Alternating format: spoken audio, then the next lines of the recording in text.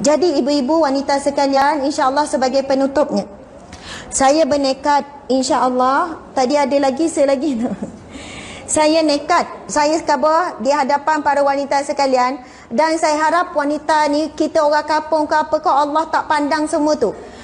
Saya paling takut kita ni macam dipandang manusia, tapi Allah tak pandang, sebab kita tak ada Al-Quran dalam hati kita. Tapi orang kampung, orang yang tak dipandang mati dia, dipuji oleh para malaikat, dipuji oleh Allah, sebab dalam hati dia ada Al-Quran. Mungkin ada di kalangan kita tak pandai baca Quran. Kalau jumpa makcik-makcik tak pandai baca Quran, khabar ke dia makcik tak apa dah pandai baca Quran. Tapi makcik kena peluk Al-Quran. Dan kalau ada orang baca Quran, pergi dengar. Pernah dengar tak satu kisah? Ustazah ni nak cerita pula. Satu kisah seorang lelaki yang tak pandai baca Quran, tapi kubur dia keluarkan cahaya pada waktu malam. Ada seorang hamba Allah, dia tahan kayu.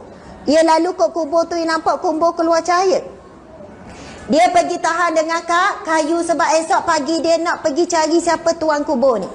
Bila dia tengok siapa, dia pun pergi jejak, pergi cari orang kampung, tanya siapakah gerangan pemilik kubur tersebut.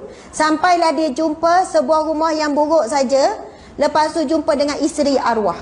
Cerita ni zaman salafus soleh ni, bukan cerita zaman sekarang ni. Saya tak ingat ulama mana yang cerita, tapi daripada sumber yang sahih. Kemudian bila tanya, apakah amalan suami kamu? Adakah kamu ni wali Allah? Tak, suami saya orang biasa je. Adakah suami kamu sekian? Tak, suami saya orang biasa je, orang kampung biasa je. Lepas tu isi ni kata, bahkan suami saya ni tak boleh baca Al-Quran, tapi dia ada satu Al-Quran yang jadi teman baik dia. Setiap malam dia akan belek sambil menangis. Menangis belek Al-Quran. Dan dia akan bercakap dengan Al-Quran, ya Allah, aku mohon ampun denganmu ya Allah, sebab aku tak boleh baca kalammu ya Allah, aku buta huruf. Belek-belek menangis, ya Allah, wahai Al-Quran, aku minta maaf denganmu wahai Al-Quran, aku tak boleh bacamu wahai Al-Quran, tetapi dalam hatiku penuh kasih sayang terhadapmu, aku sayang kepadamu Al-Quran. Lepas tu yang lelaki tu kata, boleh tak berikan kepadaku Al-Quran tadi? Lepas tu isteri bawalah Al-Quran suami dia ni. Dia tengok Al-Quran tu dah kembang. Hampir setiap muka surat tu ada bekas air mata lelaki tersebut. Nak kabarnya ibu-ibu para wanita sekalian, dia tak boleh baca Quran, dia buta huruf, mungkin dia jahil, dia tak mampu nak belajar, mungkin tak ada tok guru kat kampung dia, kita tak tahu. Kita jumpa ada orang tua tak boleh baca Quran, janganlah kita nak tekan. Makcik ni tak takut ke nak mati tak pandai baca Quran ni? Makcik tak pandai baca Quran dah apa, makcik umur 70, makcik tak faham dah tunjukkan apa. Makcik datang je, makcik peluk Al-Quran ni, makcik cakaplah dengan Al-Quran ni. Mudah-mudahan Al-Quran ni jadi teman dalam kubur, teman di padang mahsyar. Nabi bersabda, Iqra'ul Quran fa innahu ya'ti yaumal qiyamah syafi'an li ashabi. Bacalah Al-Quran, sesungguhnya dia akan datang pada hari kiamat kelak, syafi'an, pemberi syafaat kepada ashabi. Yang tu kena faham tu.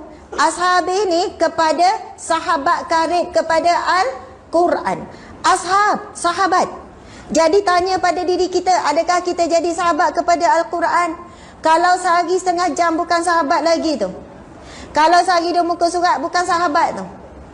Kalau sehari kita boleh buat naik kepada satu juzuk, insya-Allah kita layak dinamakan sebagai orang yang menjadikan Al-Quran itu sahabat. Dia jadi hujah dalam kubur sampai pada mahsyar. Al-Quran akan jadi rakan karib sahabat kita, insya-Allah. Mudah-mudahan hari ini ibu-ibu sekalian, kita wujudkan pula majlis mungkin di sini ni sahabat Al-Quran, sahabat wanita Al-Quran. Subhanallah, saya tak tahu macam mana, tapi rancanglah satu aktiviti wanita dengan Al-Quran. Ada ustazah yang mungkin ngajar tadabbur Al-Quran, ataupun kita kata setiap seminggu sekali dekat Baitul Khadijah ni, kita panggil Baitul Khadijah ni kan, Sayyidatina Khadijah ni, kita akan buat satu juzuk pengkumpulan 30. Kalau kat Negeri Sembilan aktif juga buat benda ni. Kadang dia panggil saya, ustazah, kita nak buat bacaan 30 juzuk. Dia kumpul 30 orang, seorang ambil satu juzuk, sedekahkan 30 juzuk Al-Quran kepada si mati. Biasa kita sedekah Yasin, betul tak? Kadang kita sedekah apa? Sedekah bacaan Al-Fatihah. Tapi bila buat kupon kita memula tak ramai, lama-lama ramai orang nak terlibat. Ada yang kata, Ustazah, Mokcik tak reti baca. Tak apa. Mokcik datang duduk bersama. Habis 30 juzuk tu, kita kumpul baca awak bagus-bagus tu. Tapi awak lain mari dengar juga. Duduk sekali. Ustazah, saya bawa ni untuk arwah suami. Saya bawa untuk mak ayah. Bukan sedekah Yasin. Bukan sedekah Al-Fatihah. Bukan tahlil. Sedekah bacaan 30 juzuk Al-Quran. Hebat tak hebat? Esok insya-Allah bila kita mari, kita pula mati esok, ada orang sedekah 30 juzuk baca Al-Quran. Kita kumpul dalam 30 orang dengar bacaan molek. Wah tak reti baca tak apa, boleh duduk saja.